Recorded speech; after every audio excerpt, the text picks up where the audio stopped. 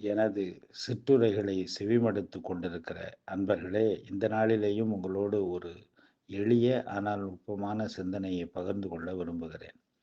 நாம் எல்லாரும் கல்வி கற்கிறோம். எதற்காக கல்வி கற்கிறோம்? அறிவு பெறுவதற்காக கற்கிறோம். கல்வியின் பயன் அறிவு பெறுதல். பயனில்லாமல் யாரும் இந்த காலத்தில் எதையும் செய்ய மாட்டார்கள்.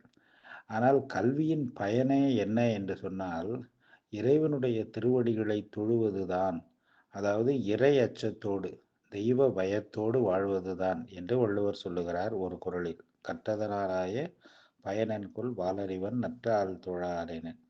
சரி, இந்த கல்வியின் பயனாக வருகிற அறிவு இருக்கிறதே, அறிவினால் வருகிற பயன் என்ன என்பதையும் இன்னொரு குறளில் சொல்லுகிறார்.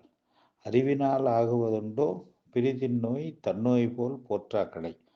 ஆக கல்வியானாலும் சரி, அந்த கல்வியின் மூலமாக வருகிற அறிவினாலும் சரி, என்ன பயன் என்று சொன்னால், இறைவனை உணர்ந்து வணங்கி அவனுடைய வழிப்படி வாழ்வதும், மற்றவர்களுடைய துன்பத்தை நம்முடைய துன்பமாக நினைத்து அதனை நீக்குவதற்கு முயலுவதும்.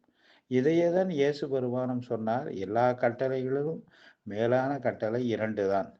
உன் முழு மனத்தோடு, உன் முழு ஆற்றலோடு, உன் முழு உணர்வோடு இறைவனிடத்தில் அன்பு செலுத்துவதும், உன்னிடத்திலேயே நீ அன்பு செலுத்தி கொள்வதை விடுத்து, அதை போல உன்னுடைய அயலாரிடத்து, குறிப்பாக எளிய மக்களிடத்து, தேவையுள்ளவர்களிடத்து அன்பு செலுத்துவதும் தான் எல்லா கட்டளைகளிலும் மேலான இறை கட்டளை என்றார்.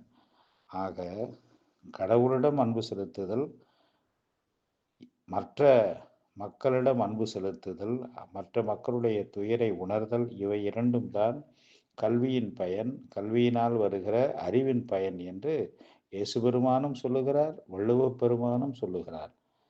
இருவருடைய போதனைகளை நாம் ஒப்பிட்டு உணர்வதற்கு இதையும் ஒரு வழியாக நாம் கருதலாம்.